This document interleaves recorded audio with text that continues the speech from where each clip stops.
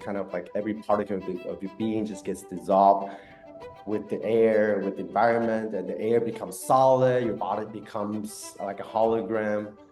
And then you go through a dissolution of, the mind and the body, where there's like a full dissolution of the ego, and then not being able to move. And that's a little bit like having no doer in a sense. You just kind of lost control. But and then if I could produce this with my mind, I don't need psychedelics anymore. So ever since then, I haven't really been experiencing that many psychedelics for the next like 10 years. The rest of my journey is 98% meditation, and I will experiment with psychedelics. There, just get a glimpse or a preview of what's happening. Yeah. Welcome to the Endless Possibilities podcast, where the journey of spiritual awakening and energy healing unfolds. Hello and welcome to the Endless Possibilities podcast. My name is Gareth and I am introducing my latest guest, Frank Yang. Frank is an artist and mentor who produces video and art content while also providing guidance to students seeking to harness the power of their minds to attain inner peace and gain meaningful insights about life and enlightenment. He is also a bodybuilder, fitness coach, and successful YouTuber. Frank, thank you very much for being on the show. Welcome. Thank you for having me, Gareth. Yeah, very excited about this one. So Frank, so you've been traveling around at the moment. You're in Panama. Yes. How's things there? Yeah, having a lot of fun. Pretty amazing. Yeah. It's just a lot of things, a lot of new integration going on just with on the human level, like living with people and try to hold up a samaya with not just the people that I'm living with, but also the group that I'm coaching.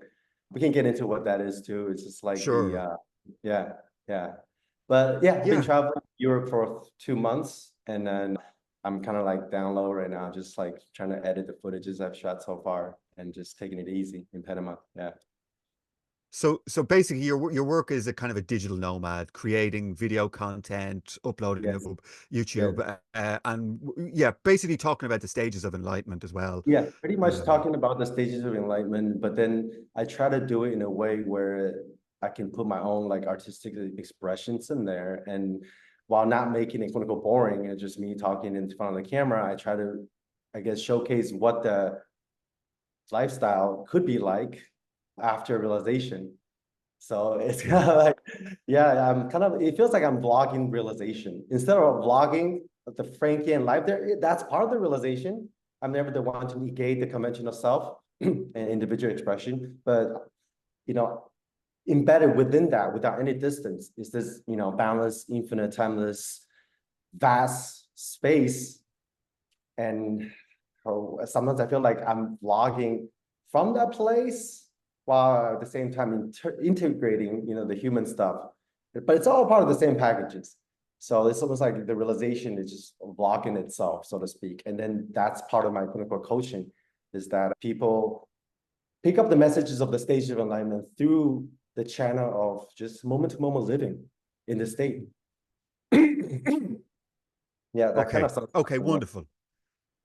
Okay, so I wonder, could we give those who don't know who you are, right? Can we get a little bit of your background and your story of what got you interested in all this kind of stuff?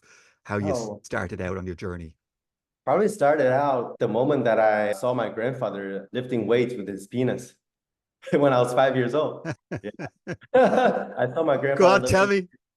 Lifting weights with his penis. He was doing some kind of a Tai Chi movement. I don't know whether or not he was trying to fix something or enhance something, but he had a weight attached to his penis. He was just like swinging it back and forth. And my grandma was just sitting next to him in her underwear, like zenned out.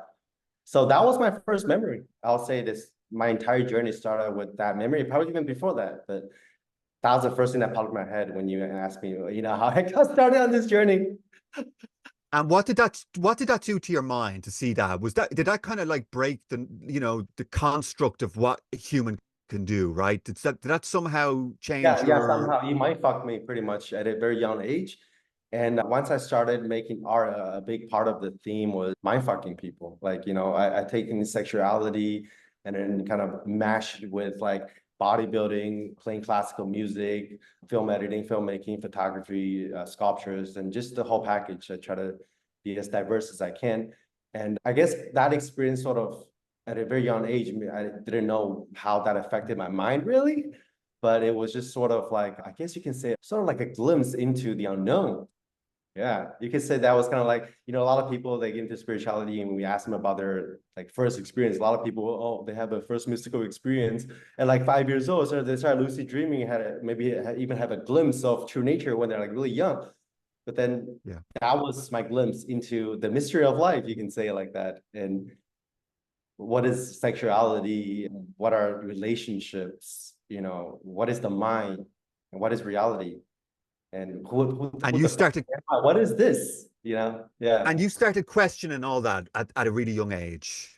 Not verbally, not intellectually, but I started making art. That's my first two memories. That, and then the fact that I'm just painting.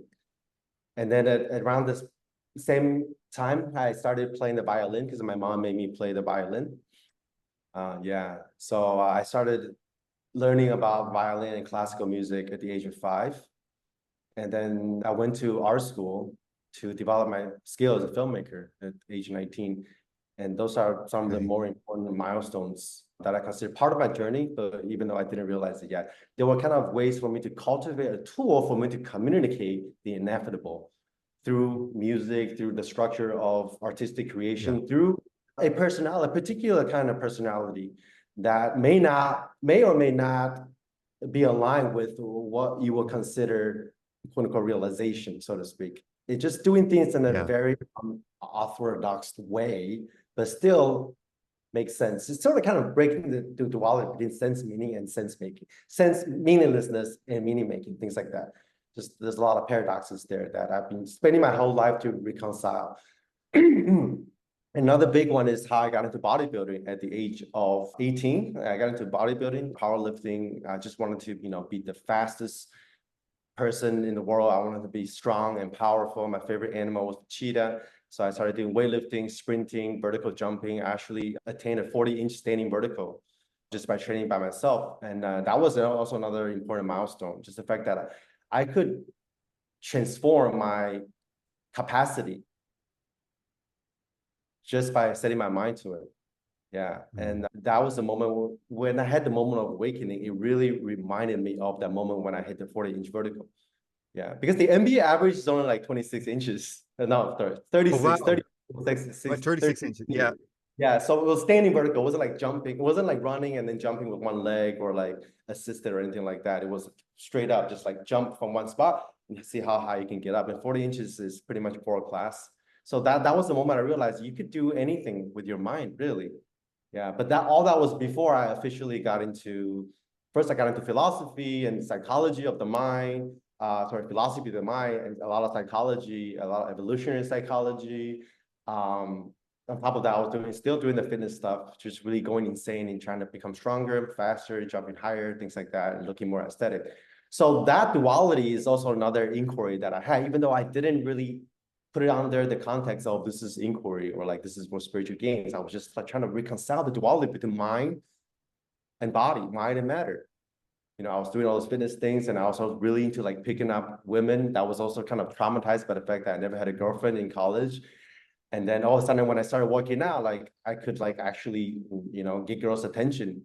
And then I lost my virginity pretty late. And I think part of that sexual like trauma, you can call it that, for lack of a better word, sprung from the first memory that I had with my grandfather and the fact that my father was unfaithful to my mother. He had another family in Vietnam. All those things contributed to sort of the singularity or the explosion of what I call the Big Bang. But there are just so many different webs on webs on strings on strings and webs on webs of conditionality that had to happen at the precise moment for even this moment to be the way it is. Yes. Right. So yes.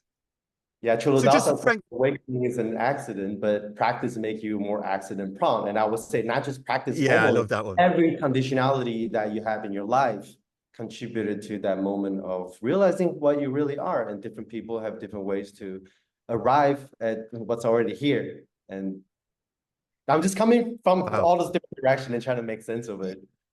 Yeah, I can totally see that. I can totally see that. I'm thinking webs and panoramic sphere from unidirectional instead of just cause and effect. There's no single cause and effect. Yeah. And I really like that the way, people use that, the tread, right? There's a tread. So all of a sudden you start going Correct. through your awakening, right? Or leading up to your awakening. And the part of the sexuality, right? You realize that there's been trauma in your system. And all of a Yes. sudden you're tracing back this tread to that image of your grandfather as a child. And you somehow know that the two are linked. Yeah, I it's find that, yeah. yeah, that's remarkable. When I started doing like my shadow work, I would just always sit there and kind of feel into it, right? And it would always be, oh, something has triggered me in the world, right? But actually, if I really go into it, it's nothing to do with the trigger in the world. It's something that, I follow the thread back, and it's something that happened to me as a child, and I Right. know it, I can sense it. So yeah, yeah, amazing. Yeah, in a sense, when we're doing shadow work, we're kind of going back in time and quote unquote rewriting the past, because you can't get away with anything in life, really. The traumas or the quote unquote abuse, mentally, physical, whatever. Just life itself is trauma, right? The Yeah, eightfold path, right? Life is suffering. Just the traumas or even the generational traumas that you've accumulated your entire life, you have to fix it, not fix it, quote unquote, but you have to do the work in order to bring the light into it. And then if you don't do it now, if you don't do it when you're 20, you have to do it when you're 35. You don't do it when you're 35, you have to do it maybe the next lifetime, if there is such a thing. But I'm just metaphorically, whatever you want to call it, even from this moment to the next, to me it's like the next lifetime, just the cosmic conditioning that perpetuates certain traces of karma for them to perpetuate themselves. You have to look at them, you have to dissolve them, and you have to heal them. If not yeah, now, maybe yeah, later. Yeah, but I didn't know yeah, that yeah, was what I was doing. One of the reason why I got into meditation, well, first of all, is to kind of reduce my sex drive, because I was like a sex addict and there was just too much sexual tension and energy going on. That was one of the main reasons. The other really important main reason is I wanted to upgrade myself, just like the bodybuilding thing. I wanted to, I guess, transcend. I always have this really intrinsic inclination to take things to the next level, whether it's vertical jumping or strength or sleeping with as many girls as I want, getting PRs at the gym, reading more books, getting more abstract ideas, making more my fucking art videos, just increasing my human capacity, my creativity and my quote unquote brain power. And that just slowly progressed to, exploration in psychedelics. And after that, I was just like, okay, this is interesting. In order to learn about the mind, who I am, what the fuck this is, and to, in order to transcend to the next level, you have to tap into it as a matter of a direct experience, not just reading about, Sartre and Heidegger and Kant. That's when I started the psychedelic journey. And then after that, I was like, there must be a way to access these kind of states of consciousness naturally. Then I started to practice meditation, and one thing led to another. I found myself in my first Vipassana retreat. And 3 years later, I found myself in my second Vipassana retreat, where I experienced my first cessation blackout moment when everything just reset. And you could say, if you follow the Daniel Ingram map, that was officially my entry into the stream. And everything just took off. okay. Okay, so let me just retrace back a little bit, right? So you're going through this sort of almost like progression of the human, right? You're trying to have as much experience as possible: the bodybuilding, the filmmaking, the classical music, the meditation, kind of like a self-improvement journey, right? Self-improvement. Then I realized self-improvement Excelling. also self-annihilation, quote unquote. Yeah, yeah. So totally excelling at everything, right? Almost like the what's the guy, 4 hour work week, right? Just trying to, totally optimize that human level. Right. So you get then to a certain stage, and what happens, right? It's like, okay, I've taken this as far as I can. Right. I have to find the answers, right? What is this outside reality? What's going on inside? So psychedelics, what happened with the psychedelics? What kind of an experience did they give you? Uh, to be honest, now looking back on it, when I first started to experiment with psychedelics, my intention was just to get more inspirations, becoming more creative and seeing life in a different way. It wasn't about insight into not self or emptiness or anything like that. But like I said, Yeah. that probably planted a seed for further investigation. And even just me talking about it right now, it seems like I'm talking about my psychedelic experience, my first acid trip, for example. Even just talking about it right now, kind of recontextualize why I had that experience. From this perspective, perhaps I did the acid trip for the first time because the sort of called the quote unquote realization, which is everything's happening simultaneously is what I've been seeing right now. It's like, okay, there is linear time, but linear time is embedded within the timelessness of everything. And if something is timeless, that means all times exist simultaneously. So the past is codependent rising with the future, and the future is codependent rising with the future, the present. It's all embedded within each other. And all of these points in time are empty in and of themselves. The present is empty, the past is empty, the future is empty, but somehow when they interact with each other, it gives rise to, temporality and spatiality, which is really, really interesting. So just by talking about my psychedelic experience now, it seems like that was an integral part of the awakening process, even though at that time I didn't know it, because I was more like living life in a more experiencing reality in a more linear fashion, but was never linear in the first place. It's like whatever is happening right now is, that's what I say, whatever you do in the present moment rewrites the past, and whenever you do that, you rewrite the future as well, and then it's rewriting the present moment again, and rewriting the past. It's all rewriting each other due to this, interconnectedness of the fluidity of the singularity of reality that's just all stacked on top of each other. Yeah. Funny, your story is very similar to mine, because I did the same. When I was about, I think it was about 14 or 15, I went through a whole summer of every weekend taking LSD, and then after that year, never taking it again. So I never took it again. But I think it must have been part of it, right? To prise my mind open at such an Yeah, yeah. absolutely. So okay, so what age are we at the psychedelic stage? What age? 27. 27. And then what got you interested in the Vipassana? Yeah, like I took a TM course around the age of Interesting. 27. That was my first experience with meditation, just TM. So like 20 minutes Yeah. twice a day for 2 years. And then, I could see my mind becoming more still, more calm, and my ideas are a little bit more collected now instead of, just really crazy chaotic ideas. I can see the changes it's making to my nervous system, and the changes that it's making to my mind. And then I just kept doing it. So this is always this gravitational pull to like maybe just sit twice a day. And then I got into Vipassana after one of my friends who started. He's always kind of like a mentor. He introduced me to like Alan Watts and Osho, and he's like, okay, I'm on this thing now Yeah. called Vipassana. Frank, you might want to go to one of those retreats. And I was intrigued, so I went to my first Vipassana retreat around maybe 30, 31.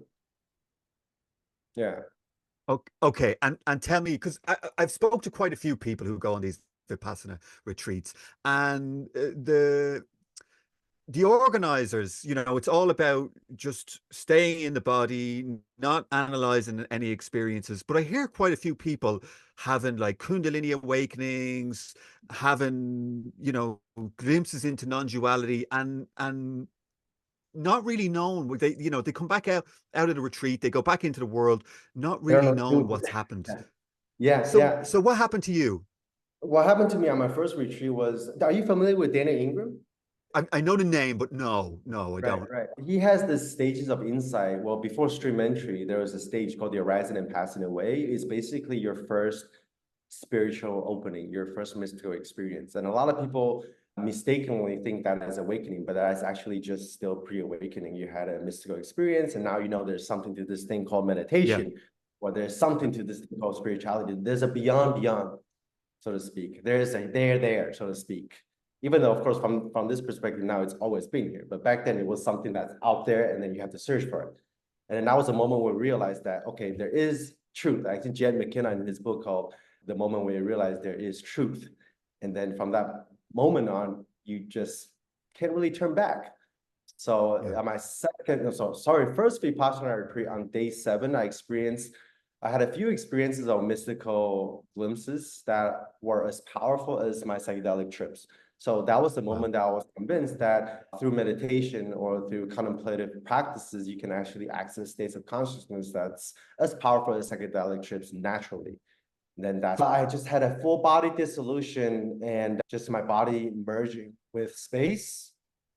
I think very classic fourth jhana type experience. It's still pretty solidified from the perspective that I'm experiencing in the world right now. But back then, I was a huge deal. Yeah.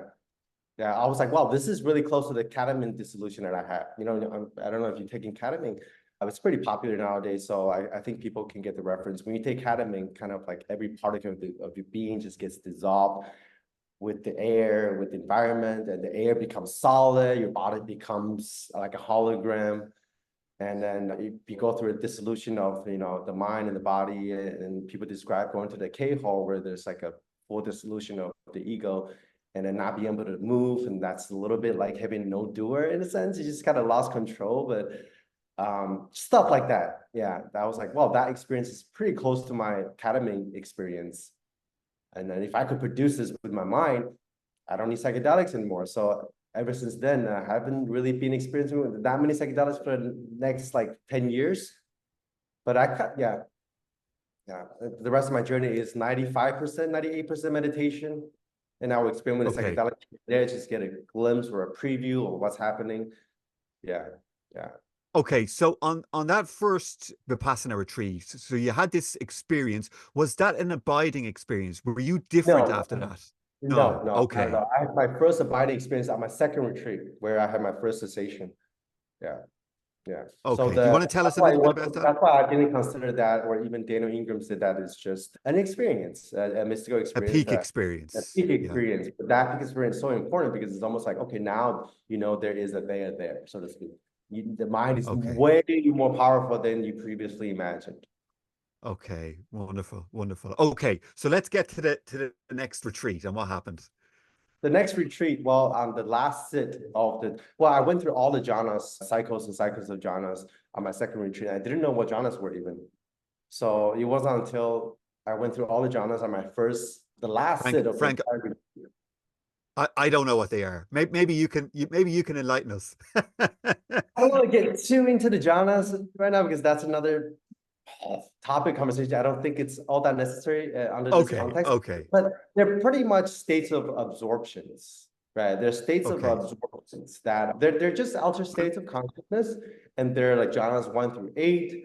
The first 4 jhanas are called the material. Jhana 4, you call body to dissolve, and jhana 5 is infinite space. Jhana 6 is infinite consciousness, and jhana 7 is nothingness, and jhana 8 is called neither perception nor non-perception, and the quote-unquote 9th jhana is a cessation, where all of your fabrication goes away.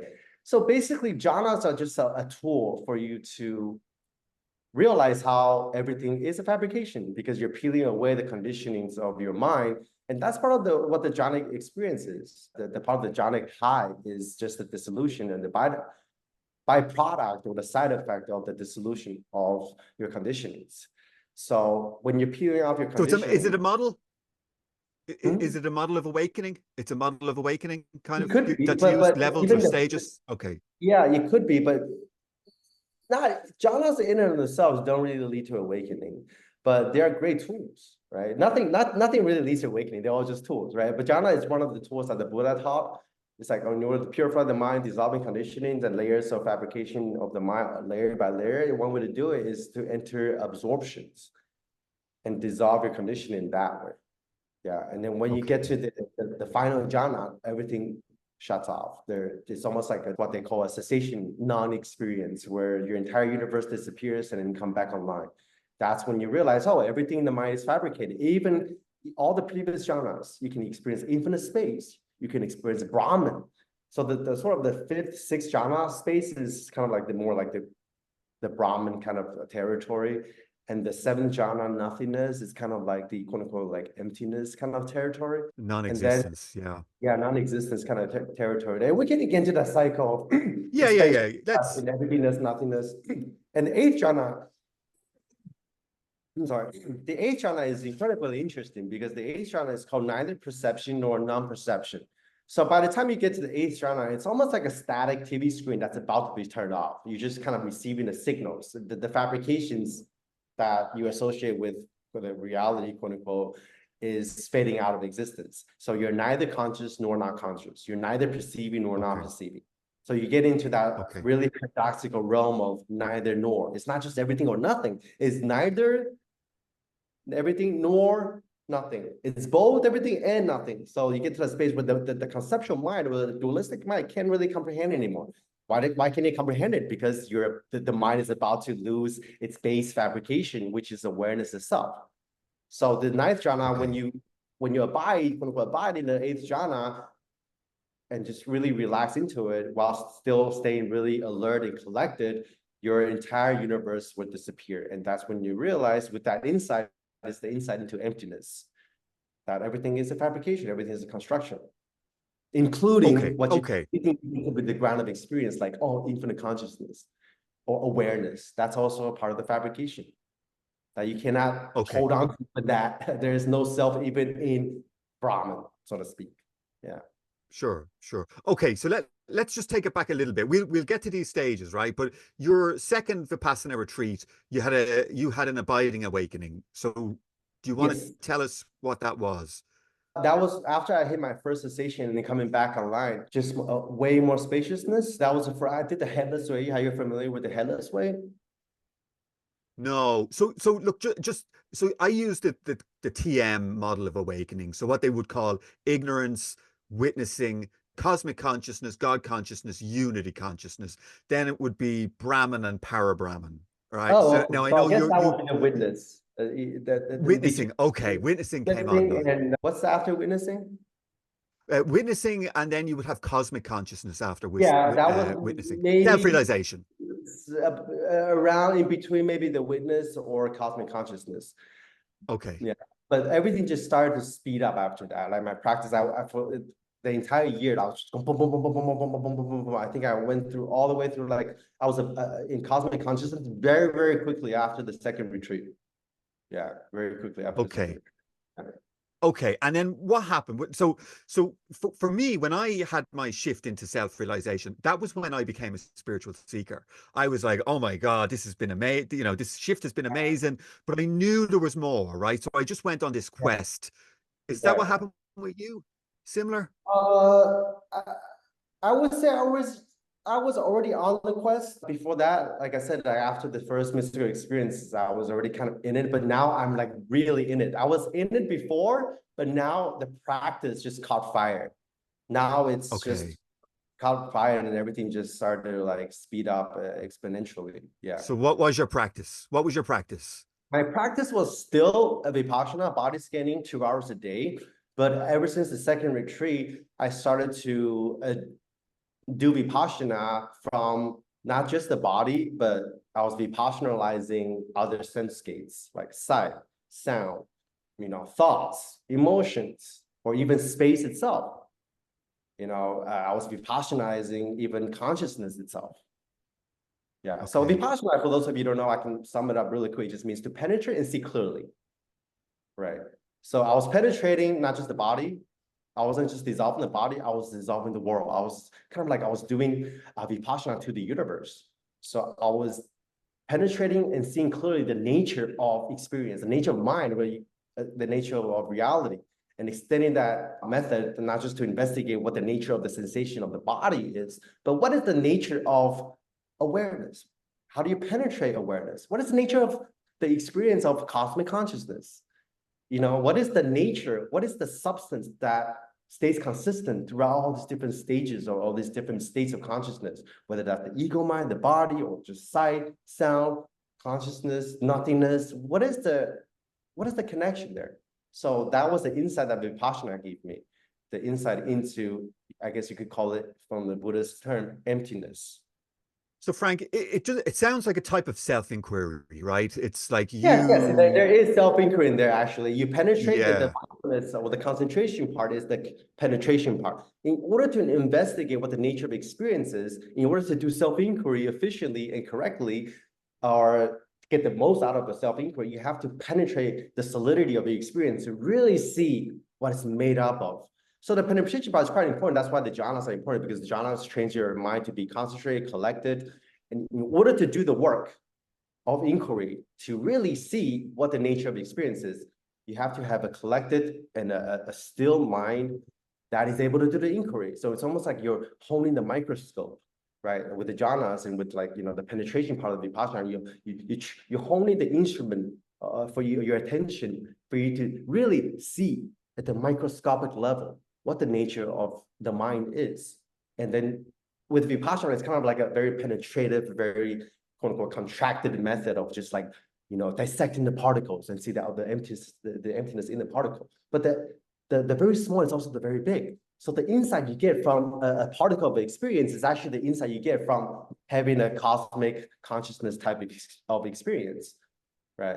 Because like, you know, the way one way I describe it is when you go into the atoms through this incredible fine-grained detailed penetration by doing the Vipassana that way, you also flip yourself inside out. You go from the nothingness, the singularity of nothingness, so to speak, to infinite consciousness. And you see that they're just the same thing. Contraction is expansion. Yeah. So that was my route into all those higher states of consciousness, is to dissecting the microscopic sensations in the body, in my sense gate, or even the nature of awareness itself. You see that, well, there's no distinction.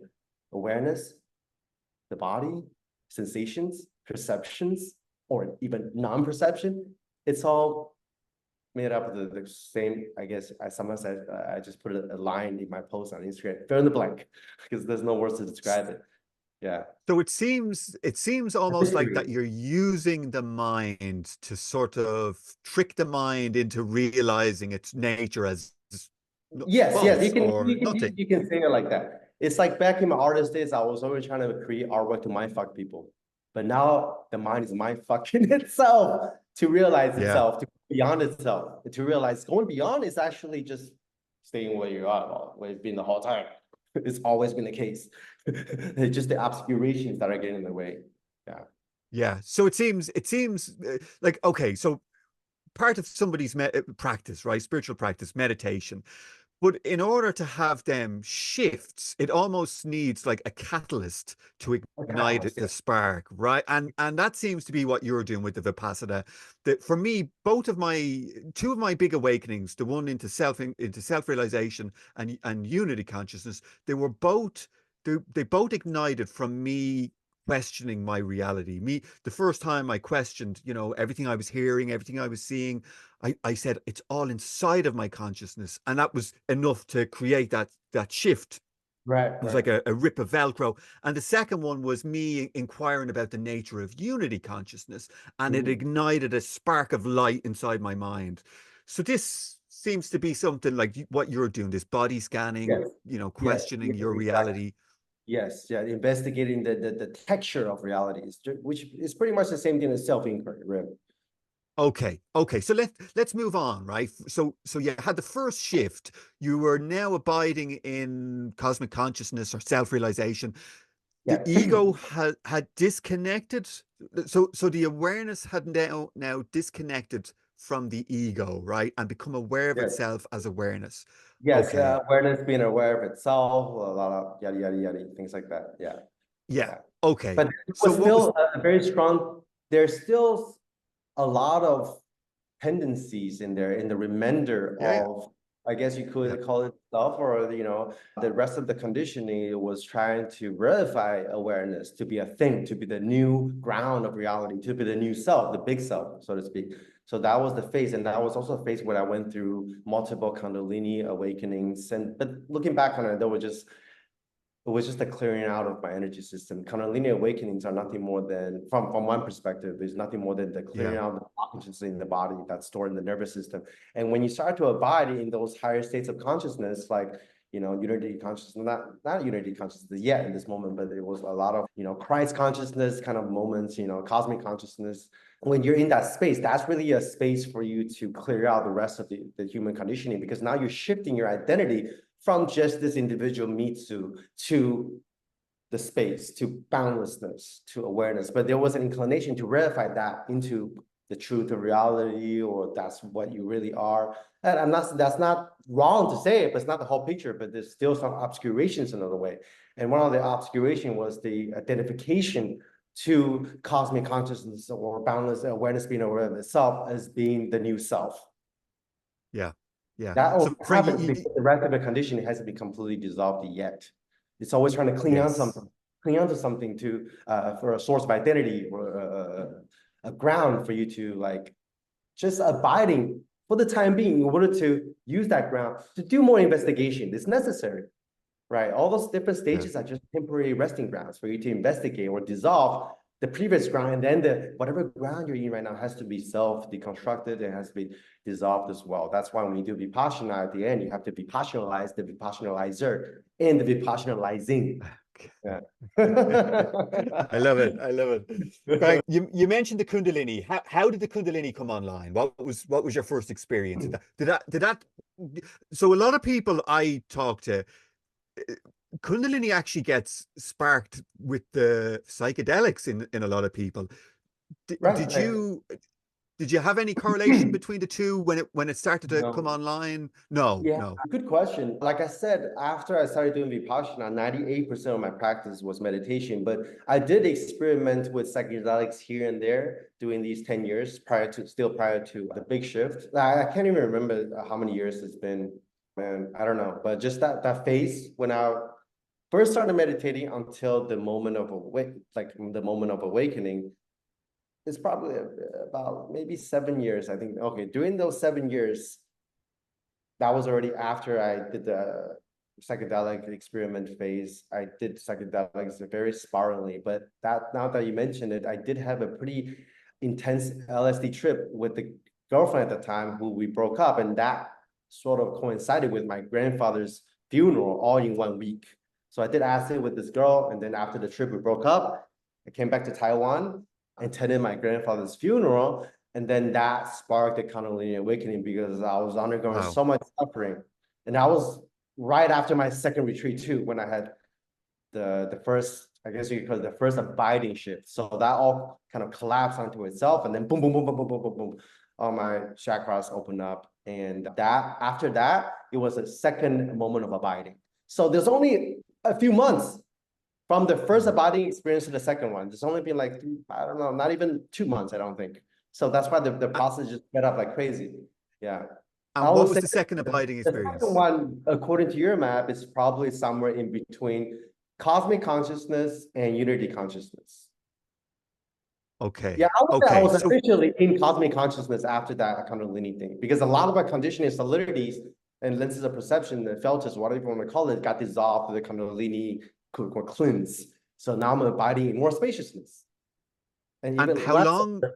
less solidity in the center of the head, less solidity in the rest of the body.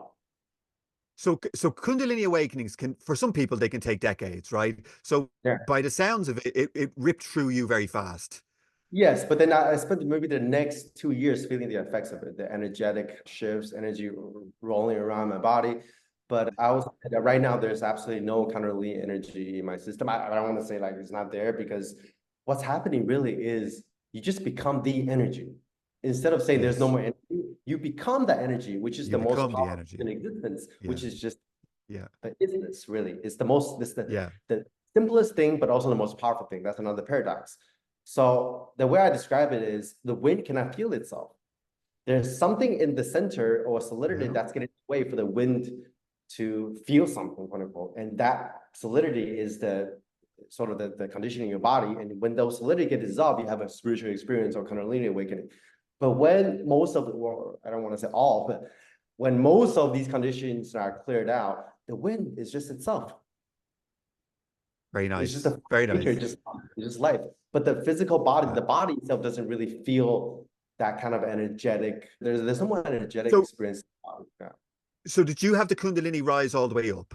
Did it Yeah, rise all up the into the way head? Okay. Okay. Yeah. the head over and over again, many cycles. Yeah, I remember two Okay. particular cycles that kicked out the process. That was the most intense. I had crazy glimpses into other dimension and all that stuff, but all that's kind of dissolved.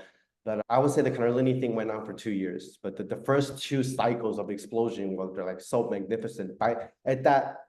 From that point, well, from the perspective of that moment, it was the most intense experience, mystical experience I've ever had in my life. More powerful than all the psychedelics I had before. Yeah. Yeah. Then Yeah, there I was know. also a thing as I was verifying the Kundalini things, like, oh, now I have the snake power.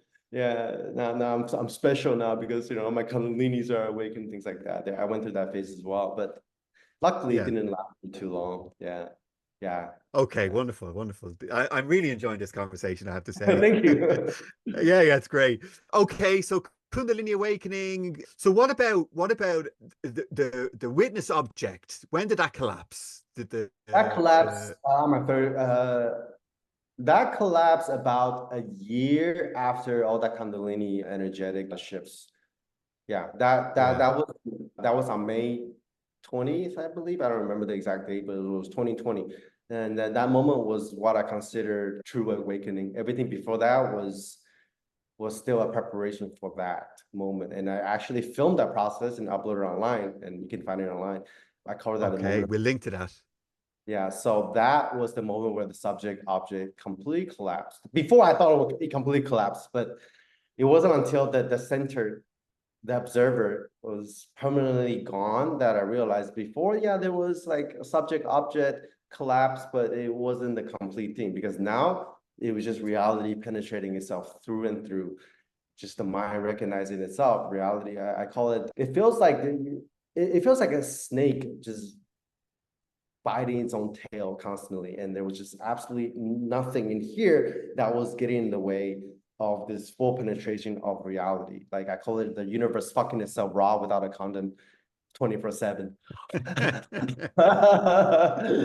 So and that still is still here, even though it took 3-4 years of integration. There was a lot of shadow work that needed to be done even after that. It was just the beginning of the end, looking back on it. But that inside state for the last 4 years has never changed.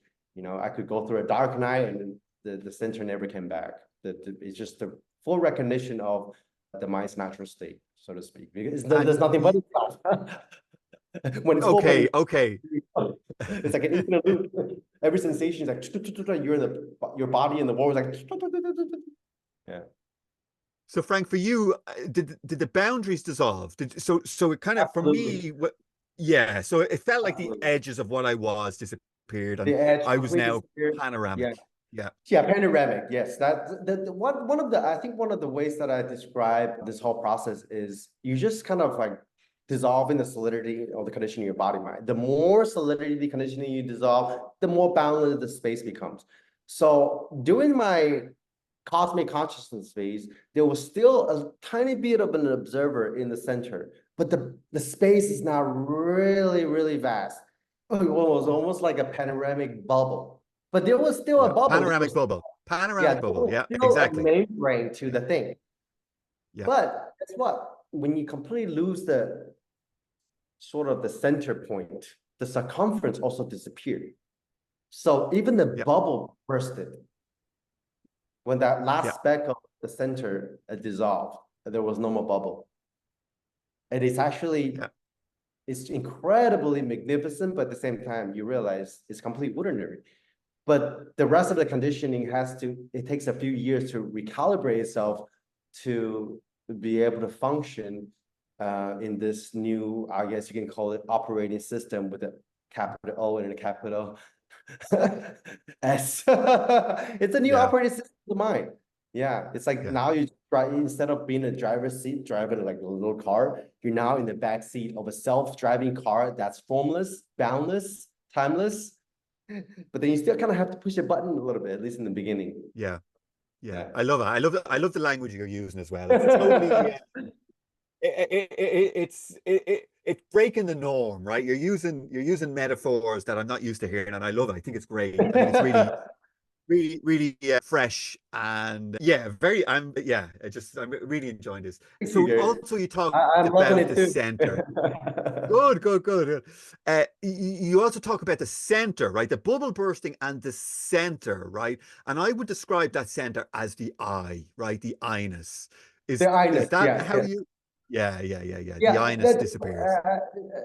The way I describe it, it's almost at that point, at that sort of this cosmic consciousness phase, that point is becoming almost something that's just a physical sensation. Because by that time, I've already seen through sort of the nature of thought. Oh, there's no thinker, the self, whatever you want to call the I, it's just a thought. But even after seeing through to the illusionary nature of thoughts, or the emptiness nature of thoughts, there can still be a perceptual knot that's in the center of your head. Usually, for some people, it's maybe other places, but for a lot of people, it's a knot of perception congealed in the center of the head. So it's a very visceral experiences of that. Just it's almost like dropping a pin. Yeah. Wonderful. Okay, what came next after that? what came next after that? Wow, that 4 years of integration, Yeah. at least 2 years of further energetic unfoldments. Yeah. Okay. Okay. So I know you're part of this community, the Perfectly Okay group, right? There's a subgroup within that group where they're talking about these later stages. So I Right. think we've kind of gotten up to what they would call unity consciousness, full Kundalini awakening, crown opening, dissolution of the I-ness. But there's more, there's later stages. There's later And stage. Yeah. Yeah. yeah, so this non-existence, you shifted into that at some stage. What was that like? Yes, and at some point after the shift into unity consciousness, after the center has been completely dissolved, I went through a few months of honeymoon phase where I felt like I was just everything. Enlightenment. Yeah, Yeah, you're yeah, yeah. yeah. I guess you could call it that. But then there was a phase of just, oh, this is just the God mind perceiving itself 24/7. But then Yeah. I went to my third retreat only about 5 months after that shift, which looking back on it, it might have been too soon, but it was perfectly aligned as well. So I went to my third Vipassana retreat even after the shift because I knew there was further development to go. I still think there's further development to go, even where I'm standing right now, actually. There's very subtle Yeah. things that you can still, the insight can even, the realization just keep refining itself. But we can get to that later. But the third retreat, after the third retreat, I was just kind of, instead of,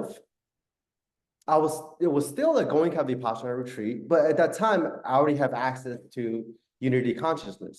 So all the meditation, even the absorption that I was getting was very, very different from sort of the absorption that I was getting before. Before there was a subject-object split, where in a jhana, you kind of merging the meditator with the object of meditation. The object of meditation could be the body, it could be the breath, it could be infinite consciousness even. It could be like, the sixth jhana, infinite consciousness, or the fifth jhana, infinite space. That could be your object of meditation or nothingness. But there was still a split. The moment you kind of get out of the absorption, you kind of still find yourself in the state of separation. But for the time under tension, so to speak, you can feel like there is no duality. But in fact, you can't really merge with anything, to sum it up. If you're still merging with the object of meditation, and that merging could be like infinite consciousness, there's still a subject-object split. And by the time I got to the third retreat, I could not merge with anything anymore. So in a sense, I was still kind of doing the Vipassana, but what I was doing was what I was calling doing Vipassana from the God mind. It was just like the field or whatever, the panoramic thing, investigating itself. So I got deeper insights, more or less the same insight, but deeper insights. But instead of, doing the Vipassana from the meditator, now is, the universe Vipassanalizing itself. And so after that experience, even unity consciousness, whatever that is, whatever that stage was, started to dissolve as well. Maybe not dissolve, so to speak, but there was still some kind of a reification to unity consciousness at that stage. So after the third retreat, I went through a phase where I called it big crunch. There was a big bang, and then 5 months later, there was a big crunch. And that was when I started to become really obsessed with nothingness or non-existence. Okay. Yeah. So which is a further refinement of the same realization, but now I'm on the sort of, I don't want to say positive or negative. It's not like a negative, positive connotation, but there was a plus side of things and there's a minus side of things. I was now in the big crunch instead of the effects of the big bang, right? So I was experiencing was just two sides of the same coin, contraction and expansion, being everything and being nothing. So I worked through those extremities over and over again, feeling like you're everything, feeling like you're nothing, and then reaching equanimity. Again, the next cycle, feeling like you're everything, feeling like you're nothing, and reaching equanimity, and integrate the human aspect into the somethingness, into the everythingness and the nothingness. So the cycles of these, being everything, being nothing, and then being the something, the human, the cycles of these kind of dialectic ways of unfoldment, to use Hegel's words, went on for the next maybe 2 years until everything just started to stabilize to the point where now the somethingness, the nothingness, the everythingness are sort of all stacked up, not even on top of each other, but as each other in a singularity, where you can be a human, but simultaneously you're infinite space. Simultaneously, you are that singularity, that non-existent quote unquote point, that's not even a point, that manifests all the existence, including the human things. Yeah. Okay. So I'm just gonna try and make a connection with how it was for me, right? So again, right, our stages are kind of gone very similar, right? I had the Kundalini awakening before Unity. So after Unity, you just mentioned equanimity, right? And this was what Equanimity. was happening for me. I was Yeah. going into what I would call these stages of samadhi. So I would get pulled into absorption, and I would have a state that I called Savakalpa Samadhi, which was a fullness, and my awareness would stay, and I could sit there for hours in this state, fullness, connected to everything. And then I would go into the flip side of that, where I Yeah. would completely disappear into emptiness. I would Yes. come Yes. back, 90 minutes, 2 hours later. What's this body? I don't know what it is. And my baseline was now equanimity. There was equanimity there all the time. I was like, All the time. Yes. wow, Yes. Yes.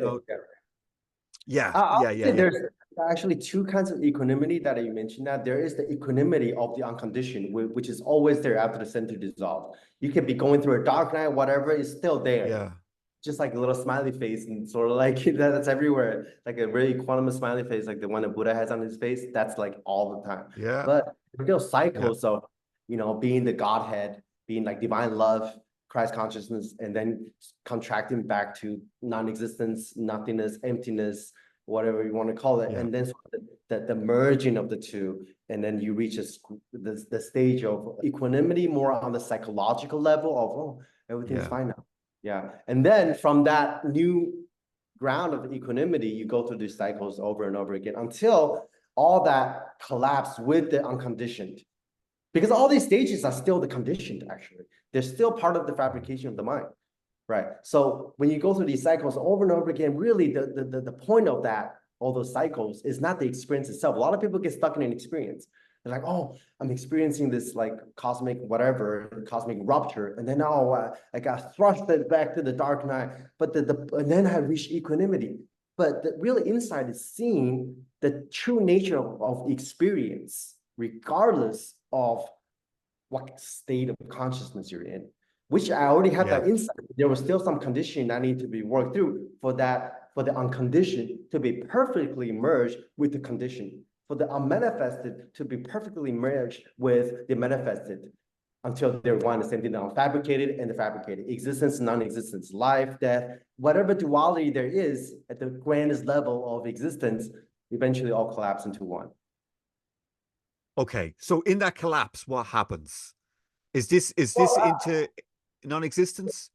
No, I would say from my quote unquote map, the non-existence thing. See, this is where the language gets a little tricky, because I could Yes. say non-existence right now. That's why all these different stages and insights, whatever, eventually just collapse into like quote unquote one. I guess you can say one thing, but it's not even one. It's it's neither the many nor the one. It's neither empty nor full. It goes beyond all the dualities of like fullness and emptiness, or like form and formlessness. It kind of transcends that, but includes both of these extremities, both sides of the Yes. extremities as well. So I would say the sort of the collapse between that and the unconditioned, for lack of a better word, it was a slow process of integration. It wasn't like Okay. a moment where I felt like, oh, okay. But I already had the insight into the unmanifested, into the unconditioned. But then I still had to work through deeper layers of conditionings in order to realize that this has always been the unmanifested at the clearer and clearer level.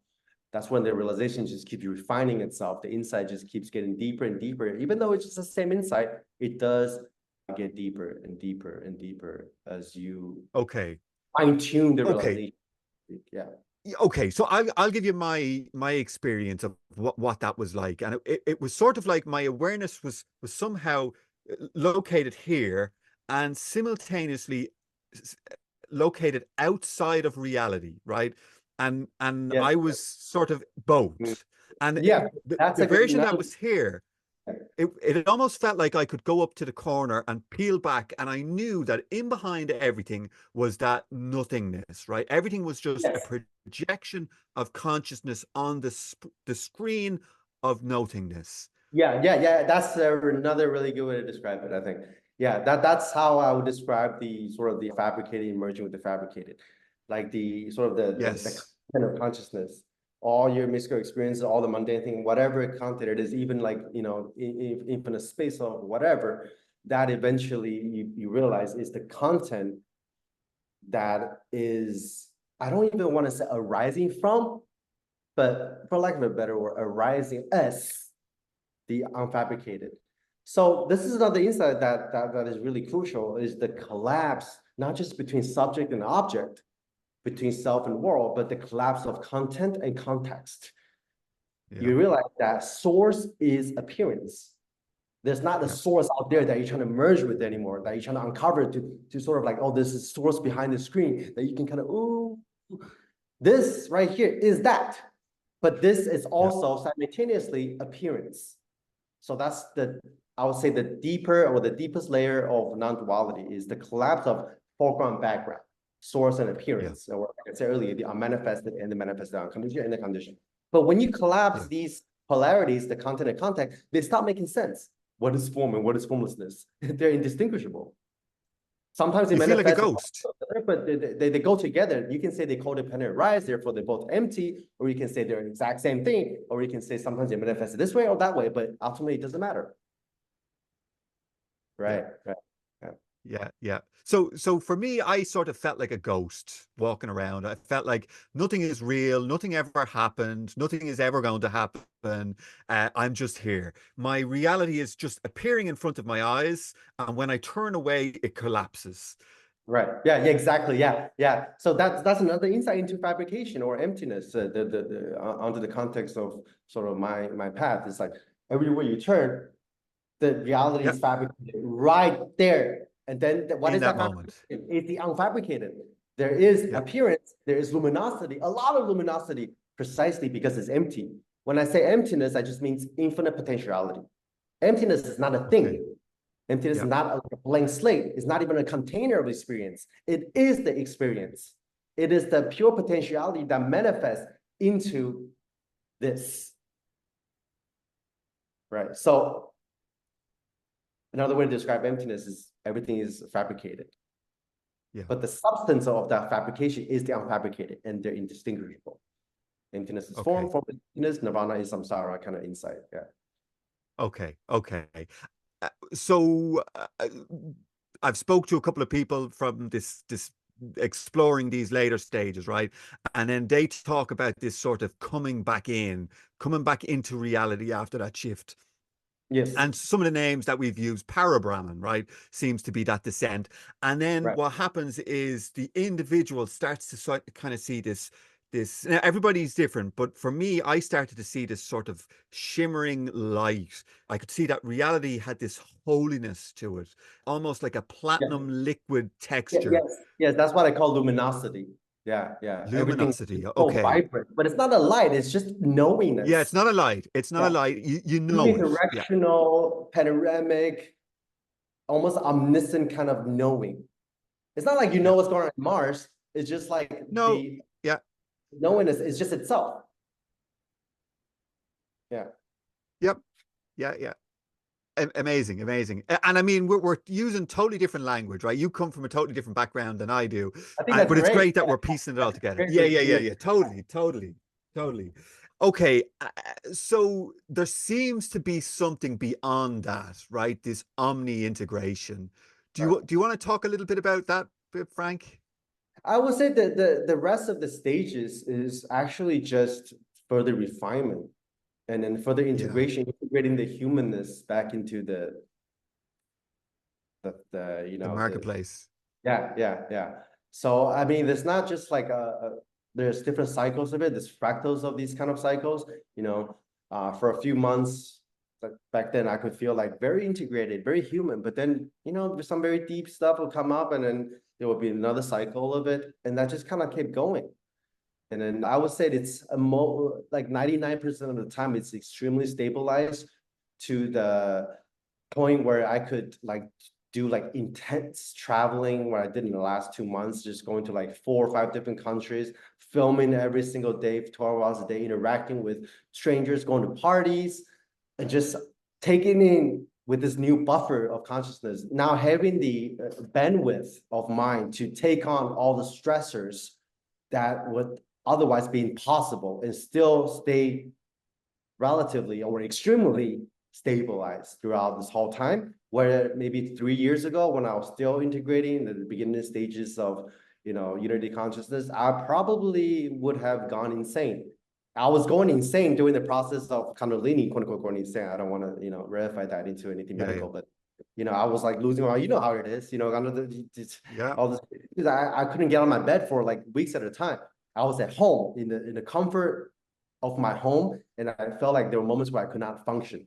And I had my dad taking care of me, and like my ex-girlfriend supporting me. Even then, like if you take the sort of this, I guess, this misu or the realization from 3 years ago and put it in the stressors that I had to go through, just for the example of the last 2 months when I was traveling in Europe, I would not have made it. Yeah, wow. Because like I say, you're like a baby driving a new formless car. How do you drive it? It doesn't come with the driver's manual. There's not a lot of information online about the post-awakening, especially the later stages of awakening. So you kind of have to like, quote unquote, figure out on your own as you go. And that's part of the integration, part of the waking down process. People talk about waking up, like 99% of the stuff in the spiritual marketplace is about waking up. What happens after you come down from the mountain? In order to become the mountain and be on the bottom, be at the top, at the same time, and be at the bottom on both hands, be the entire mountain, every point in the mountain, you have to come up and you have to go down. And that coming down part is something that not a lot of people talk about. And that coming down part, I think, is where the later stages, post-Brahman stages are at, because the top is the Brahman. And then what do you do after that? That looks very different for everybody. The way I observe in other people that have gone through the same kind of journey. It's like, yes, the moment of awakening seems to be the same in everybody, but what do you do with this new operating system? How do you integrate it? What are some further developments you can go into? If you follow this trajectory of this particular tradition, your realization, although at the fundamental level is the same, sort of the manifestation of it could look very different. One person may decide to just become a complete normie and just, go back to the 9-to-5 job. And another person could, plug themselves in a totally different lineage, like Dzogchen, for example. Like after Theravada, they go to the Dzogchen tradition, or like Vajrayana, where they start develop like other kind of powers and abilities or transmissions, whatever. And another person could become a porn star or a CEO at a company, or make vlogs on YouTube about his experience and continue to do the what this body's to naturally inclined to do, which is make art, lift weights, talking to beautiful women, on and on and on. A lot of these programs can still be there, but now it's experienced without contractions. So it seems like you're saying that, okay, going through the awakening, right? You can have all of these sort of beliefs and, oh, I must be this way. I must conform to use awakening language, eat a certain diet, but something seems to change, right? When we go the full road, the full route, and come back into the marketplace, it's almost like we've now got this new operating system, right? A lot of them beliefs that we had, this is how a spiritual person must be. This is the language I must use. This is the diet I must eat. It all falls away, right? It's just like all the way, it all falls away. Totally. And it's like, even the line between awakening and non-awakening kind of fell away as well. There used to be this paradigm of looking out into the world and making that distinction between, oh, this person is this awake or that awake, I'm this awake. That goes. All that fell away. It's like, one way I can call it is you can phrase it as everywhere you look is nothing but awake awareness. Right. Even you see the divine in the mundane, you see the infinite and the finite. Like a piece of poop is nothing more than that. That's the luminosity, the expression of what you truly are. And everywhere you look, it's looking right back at you, collapsing that duality between looking and being looked. And everywhere it's like that. Looking at the poop, looking at the most beautiful sculptures, in a cathedral, or going to the Buddhist temple and looking at the statue of a Buddha versus, just looking at the beautiful lines on a homeless person and having this inclination to capture it with your iPhone. It's all the same. Yeah. You still have certain that's really beautiful. but yeah, but then Yeah. the experience I totally becomes get it. unified. Yeah. Yeah, so for me it's very similar, right? It's like, there's no spiritual place to go, right? To India to feel connected, right? It's like I can do that on my sofa. It's like, there's no person that I take, oh well, this person's more spiritual than that person, therefore I can definitely say I prefer the company of this person, right? Just because I get on with them, right? But it just feels like that, exactly like a piece of wood and a piece of gold. It's just all made of the same substance. It's like Right. the part of you that once gave preference to one over the other, that collapsed somewhere along the line. Yes, exactly. Yeah. The spiritual identity collapsed. Yeah. Spiritual identity. Yeah, and that was a big part of what I integrated, through just doing traveling, meeting all kinds of people. Yeah, and I would say that another way to describe this is you dissect your experience or reality into the base program. So you have all this program, right, before awakening, or even during awakening. The spirituality is one of the programs, right? And then I myself had this, like, the bodybuilding program, or like the artist program, whatever. Some people had the money program. So you have all these programs, and then you have the spirituality program. And the spirituality program dissolves all the previous programs, and the spirituality program itself must also be destroyed. Well, not destroyed, but seen through. Because nothing gets thrown away. You don't have to throw away anything. You just have to see through what the nature of programs are, what the nature of self. You don't want to annihilate the self. You want to see through what the nature of the self is. Because a lot of people can really get stuck in this, oh, I just want to kill the ego. That could never work. Kill the ego. There's no killing of the ego. The ego never dies. Exactly. You just see through how it was never there in the first place. That's one way to describe it. But you just see through how you kind of see through all this, the emptiness or the fullness of all these different programs. And then now you find yourself in this sort of the almost like the base matrix, which is just, like I said earlier, that is still a fabrication. But when you're alive and as a human being, you have this awareness, that is your base program. But if you have a cessation or a dreamless sleep, that base program also collapses. So, but, you're walking around with this base program. Now, what do?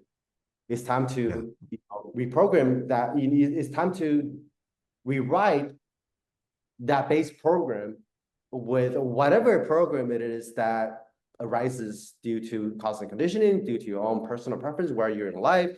If you build the program of, okay, I'm going to go into Vajrayana after I realize, unity consciousness, or whatever stages, like not self, anatta, whatever, your nervous system is going to, be functioning a little differently than if you go into, let's say, another tradition. Or if you decide to reprogram the non-program with more spiritual program, which you can, a lot of people do that.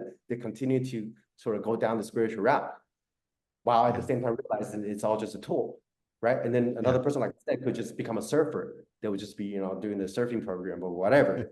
Right. Yeah. You can be whoever you want to be. You can be, whatever right? You want to be. Yeah. You can be a bodybuilder, fitness, YouTuber. You can do anything. You can do anything. That's the thing, is you just have the flexibility to embed or embody any kind of program you choose, while simultaneously see through to its like lack of inherent existence, so to speak. Yeah. And it's funny, right? Because you're no longer a spiritual, like I'm not, like if you met me, you would never know that I have gone through. I'm just a normal person, right? I I watch UFC, I run, I do yoga. Nobody knows anything, right? But on the flip side, I run retreats and I sit in meditation with people, right? But I'm not spiritual. Yes, it all fell away. All that spiritual, identity had fallen away. And it's just, I'm just here, just experiencing. And it seems that's exactly what you were doing from looking at all your work on. Yeah, exactly. Yeah. So, Frank, I was going to ask you about, before we wrap up, the experience, the flashiness of an awakening, right? The sitting in meditation, the getting messages, the having the knowings. In this post-omni stage, it seems to be that all of that falls away. And there's like this sense of that we never knew anything. We don't know anything. Did that happen as well for you? Was that how it unfolded? Yes, it did. Yes, it did. I did go through a phase where, I was, for a while during my spiritual journey, I was verifying a lot of my, the insight into the nature of experience, and then latching out that onto the nature of reality. For example, oh, I know the answer to what the universe is made up of. But then as I go deeper, I realize you can't even know that. There's nothing but representations. But what's the mind is representing, even though this could be boundless, it doesn't mean that the universe is this or that way. The only thing you truly have access to is your own experience. Even though this experience, like I said, in this state right now, it feels like the whole universe, but that only means that you'd experience a wholeness within, quote unquote, yourself. But of course, it's neither inside or outside, but it's neither in here or is it out there. But then I did go through a phase, and another phase where I feel like I was verifying that. I was verifying everything someone asked me, and I'm just like, oh, there's nothing to say. It's kind of like the nihilistic camp of like, there's nobody here, there's nothing to do, I don't know anything. Yeah. That could be a trap in and of itself. And I do see like certain type of, I went through it myself, so I know from experience, but I can see that in other people's path as well. But then now I'm just a lot more open-minded to receive whatever it is arising. Like, yes, you recognize the program, the base program, to be this infinite potentiality, the emptiness of everything. But that means you're more open-minded to everything else that's arising. I mean, the spirit, the different dimensions. They can. There's nothing in here that's quantified as something that's been real or not real. That's not in my vocabulary, right? Is it real? It's not real. That duality also collapsed. So I am more open-minded to everything now, including everything that's, quote unquote, in the spiritual program. They can now be brought back online, seeing through the emptiness or the lack of inherent existence in all states. Now it gives you more freedom to say, hey, maybe there is something here, maybe there's something there, but you just kind of approach it in a very neutral kind of way. You don't quantify it as being real or not real. You don't quantify it as being more mystical than not. To me, it's all layers of reality, or all layers of the mind, or all layers of different programs can all now be stacked on top of each other in the singularity that allows you to experience and express and explore anything from the most divine to the most mundane in a more kind of like equalized way, without being too attached or being not being attached at all to any of these different paradigms, while realizing that the validity of each paradigm, they can still be valid under certain contexts. But is there something ultimately true? Yes and no. Yeah, I love it. I love it. Yes. And you also said that, it could be a trap, right? And I always like to kind of, stay in that mind of the beginner, right? The beginner's mind, exactly. A beginner's mind, right? Maybe there's more, right? Maybe just around the corner, there's a whole new unfolding that could happen. And I just don't know. I really don't know. Yeah, I think as long as you keep the beginner's mind, the realization will take you to places that you can't even imagine. But even just in everyday life, like the kind of the synchronicity that I experience on a daily basis of how this realization is unfolding through the course of the least resistance. Once you just sit back and relax in the self-driving formless car, it takes you to the most magical places. And to me, that is divinity. That is no more divine than, let's say, I'm decided to take another practice and then trans cities and like access like the ET dimension or whatever, or travel to another planet, or me just sitting in my room and reading a book, or just watching Netflix. They're all equally divine and equally mundane. Yeah. And funny you mentioned Netflix as well. That kind of that started to, it's like I cannot find anything that holds my interest. It's like an illusion inside of an illusion, right? It's like, why am I even watching this? Because I know it's all a play, right? Play inside of a play. I come from the other end of that spectrum. I agree with you totally, but that gives you more reason to enjoy it. Yeah. Nothing is more real than another thing. So you just kind of take nothing serious, but at the same time, you take everything seriously. You give a fuck about everything, but at the same time, you give zero fuck about everything. Funny that's why like emptiness and form, right? Nothingness and everythingness embedded within the somethingness. The somethingness gives rise to the this is infinite unfoldment. This form is this infinite fractal of like even just this, right? Like this is why I call fractal. I'm not seeing like fractal ability, but the geometry of reality, which is manifesting itself in this texture of a quote unquote microphone, and now it's reconfiguring itself, shape-shifting into a computer monitor. And within this computer monitor, there's this Frank character is talking to this Gary character. How amazing! But also nothing's happening, right? Yeah, so just become totally. Shapeshifter. That's one of my favorite analogies. You become this infinite formless shapeshifter that's able to take on whatever form necessary for the unfoldment of reality, and whatever function reality needs in this moment. That's what this we shapeshift into, and that's the beauty of it all. And that the perfect merging of infinity, emptiness, or nothingness and everythingness, the divine and the mundane, and the animalistic. Yeah. So Frank, I have to say you've been an incredible guest. So what I'm going to do is I'm going to link to your website, your social medias. Not that you need any more followers. you've got a huge following. I was looking, it's incredible. But we'll link to your YouTube and your Instagram and all of your other social media links. Is there any other way you'd like people to contact you, or is there anything you want to recommend for them? Any of your videos that they could start off by watching? Maybe the one when I captured the awakening, but it's up to you. Yeah. So we'll link to that as well. We'll link to that as well. It's been a lot of fun, and it's been an incredible conversation. I really enjoyed it, and I have to say thank you to all the people who recommended Frank to come on the show as well. So you created an amazing conversation here. So Frank, enjoy the rest of your travels, enjoy Panama, and it's been amazing. And maybe we'll do a part 2 in the future if you're up for it. Just let me know anytime. Okay. Thanks, Frank. Thanks to all the viewers and listeners. Take care. Thanks, guys. Bye-bye. This has been the Endless Possibilities Podcast, where the journey of spiritual awakening and energy healing unfolds. Gareth is a lifelong seeker of truth, a spiritual teacher and author, and it's his passion to delve into the profound world of consciousness. We hope you've enjoyed the show, and we hope you've gotten something from it. If you did, make sure to like, rate, and review. We'll be back soon. But in the meantime, the podcast is available on YouTube and all the major podcasting platforms. Find us on Instagram at _mother_force. Take care, and we'll see you soon on the Endless Possibilities Podcast.